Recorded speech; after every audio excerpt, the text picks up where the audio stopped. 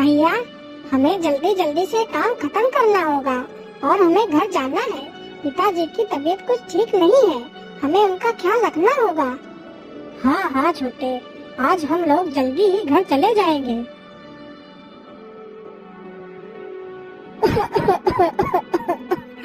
बेटा, मुझे लगता है अब मैं कुछ दिन का ही मेहमान हूँ। बेटा, मेरे न रहने के बाद तुम लोग मेरी चारपाई के नीचे जमीन में 2 सोने के घड़े रखे हैं। तुम लोग उन दोनों घड़ों को खोदकर आपस में बांट लेना। ये बात बोलते बोलते सुखीराम की मृत्यु हो जाती है। फिर चारों लड़के अपने पिता का अंतिम संस्कार करते हैं। चलो भैया, अब हम लोग वो सोने के घड़े खोद लेते हैं और आपस में जल्दी से बांट लेते हैं।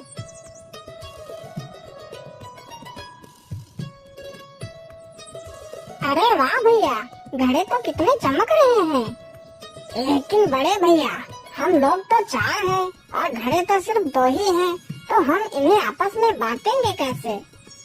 अरे सुनो मेरे प्यारे भाइयों, हम ऐसा करते हैं, कहीं शहर चलते हैं और वहाँ चलकर कुछ काम करते हैं।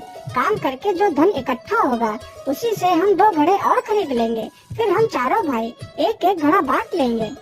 हाँ हाँ भैया, आप बिल्कुल ठीक कह रहे हो। चलो हम चारों कहीं शहर चलते हैं। अरे कितना सुंदर वृक्ष है। इसका तना तो चांदी का है और इसकी टहनी सोने की है और इसमें पत्तों के स्थान पर मोती लटक रहे हैं। कितना सुंदर वृक्ष है। मैंने आज तक ऐसा वृक्ष कभी नहीं देखा। राजा इस वृक्ष को अपने सपनों में देख रहा है। अरे महाराज, उठिए, सुबह हो गई है और आप अभी भी सो रहे हैं। उठिए महाराज, राज्यसभा में सभी लोग आपकी प्रतीक्षा कर रहे हैं। पता नहीं आज महाराज को राज्यसभा में आने में इतना समय क्यों लग रहा है। अरे ये लो, महाराज आ गए, महाराज आ गए। क्या बात है महाराज, आज आप इतना चिंतित क्यों लग रहे हैं? आप बहुत परेशान दिखाई दे रहे हैं महाराज। बताइए हमें क्या बात है।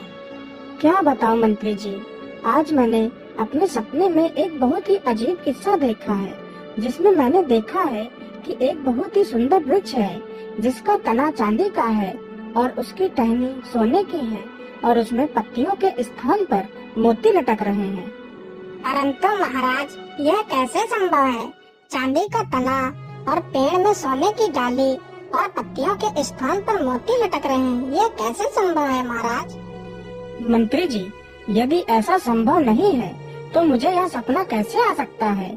मेरा देखा हुआ सपना असत्य नहीं हो सकता। वह वृक्ष कहीं न कहीं तो अवश्य है, तभी मुझे वह वृक्ष सपने में दिखाई दिया। मंत्री जी, मुझे ये वृक्ष देखना है।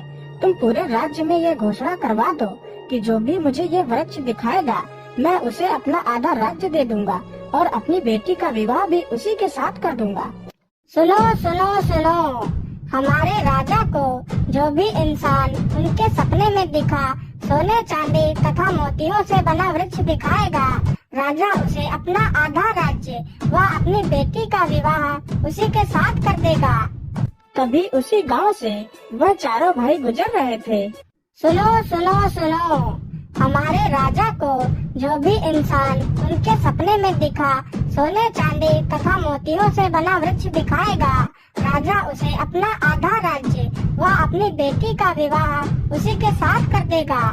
अरे भैया, यह राजा किस वृक्ष की बात कर रहा है? क्या कहीं ऐसा वृक्ष भी हो सकता है? हाँ छोटे, क्यों नहीं हो सकता?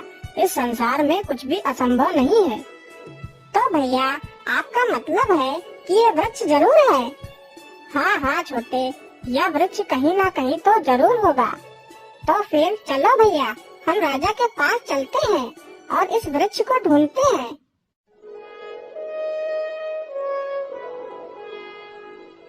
अच्छा, तो तुम लोग मुझे वह वृक्ष दिखा सकते हो? हाँ महाराज, हम चारों आपको वह वृक्ष दिखा सकते हैं। तो ठीक है, तुम चारों जल्दी से जाओ और मुझे वह वृक्ष जल्दी से लाकर दिखाओ। मुझसे और प्रतीक्षा नहीं हो रही है। अरे बड़े भैया, हम लोगों ने वृक्ष दिखाने की जिम्मेदारी तो ले ली, लेकिन ये वृक्ष लाएंगे कहाँ से? अरे गणपत, तुम चिंता मत करो, बस वृक्ष को ढूंढते रहो। यदि ईश्वर ने हमें यहाँ तक पहुँचा दिया है तो आगे का रास्ता भी वही दिखाएगा। उन चारों को घूमते घूमते सुबह से शाम हो जाती है तो वह चारों एक पेड़ पर चढ़कर बैठ जाते हैं।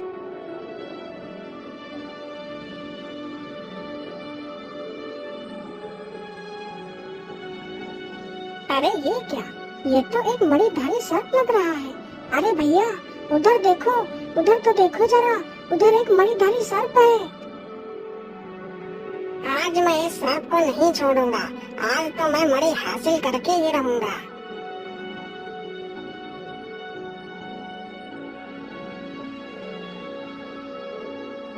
अरे भैया, यह सफेदा तो इस मासूम को मार डालेगा, चलो हम इसकी मदद करते हैं। अरे छोड़ दो इस सर्प को, नहीं तो तुम्हारा सिर तुम्हारे धड़ से अलग कर देंगे। नहीं नहीं भैया, मुझे मारना मत, मैं इस सर्प को छोड़ देता हूँ। फिर सपेरा उस सर्प को छोड़ देता है और वहाँ से भाग जाता है। तभी वह सर्प एक इंसानी रूप धारण कर लेता है। हे वीर कुमारों, आप कौन हो जिसने मेरी जान बचाई है? नहीं तो आज ये सपेरा मेरी मणि के लिए मुझे मार ही डालता। हे नागदेव, हम चारों भाई हैं और हम लोग किसी उद्देश्य के लिए इधर उधर भटक रहे हैं। अच्छा ठीक है, मैं आप लोगों से बहुत प्रसन्न हूँ। चलो मेरे साथ चलो, हो सकता है कि मैं आपके कार्य में कुछ आपकी मदद कर सकूं।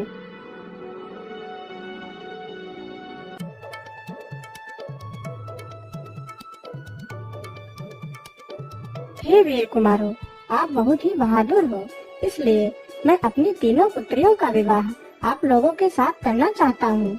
हे नागदेव, हमें आपका प्रस्ताव स्वीकार है, परंतु हम लोग अभी विवाह नहीं कर सकते। लेकिन तुम लोग विवाह क्यों नहीं कर सकते, इसका क्या कारण है? हे नागदेव, हम लोग बाहर एक बहुत ही जरूरी उद्देश्य के लिए आए थे। वो उद्देश्य क्या है वीरो, जिसे तुम पूरा करना चाहते हो? हे नागदेव, हम लोग ऐसे वृक्ष की तलाश कर रहे हैं जिसका तना चांदी का हो और उसकी टहनियाँ सोने की हो तथा उसकी पत्तियों के स्थान पर मोती लटक रहे हों। हमें यह वृक्ष राजा को दिखाना है, राजा का यह हुक्म है। लेकिन ये पेड़ तो मेरी तीनों राजकुमारियां ही हैं। वो कैसे नागदेव, मैं कुछ समझा नहीं, आप मुझे समझाइए।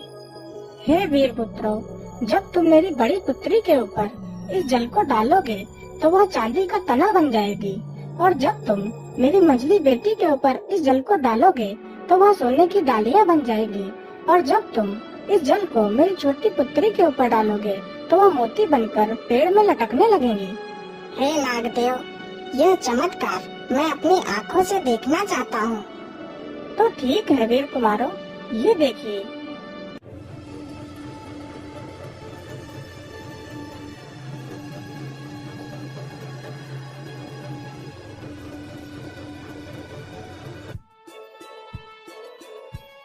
अरे वाह भैया, यह तो सचमुच का एक सुनहरा पेड़ बन गई है। यह तो चमत्कार हो गया है। लेकिन नागदेव, हमें इस पेड़ को वास्तविक रूप में लाने के लिए क्या करना होगा? जब तुम्हें इस पेड़ को वास्तविक रूप में लाना हो तो इस पेड़ पर पुनः ये जल छिड़क देना, तो यह पेड़ अपने वास्तविक रूप में आ जाएगा।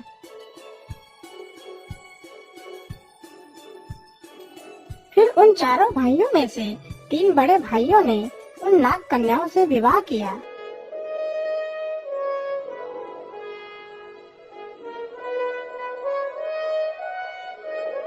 अरे ये क्या, मैंने तुम चारों को वृक्ष लाने के लिए भेजा था और तुम चारों ये 3 लड़कियां लेकर आए हो। नहीं महाराज, हम पेड़ भी लेकर आए हैं। आप अपने राज्य में घोषणा करवा दीजिए कि जिसे भी यह वृक्ष देखना है वह कल सुबह आ जाए। राजा ने ऐसा ही किया, उसने अपने पूरे राज्य में ये घोषणा करवा दी। अगले ही दिन बहुत सारे लोग पेड़ देखने के लिए जमा होते हैं।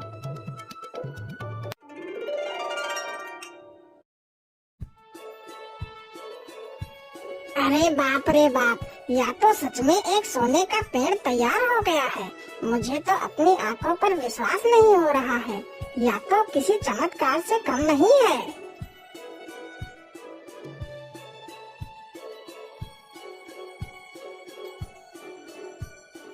आज मैं बहुत प्रसन्न हूँ। तुम चारों ने मेरा सपना सच कर दिया। इसलिए मैं अपने वादे के अनुसार अपनी पुत्री का विवाह तुम्हारे छोटे भाई के साथ करता हूँ और अपना आधा राज्य तुम चारों के नाम करता हूँ।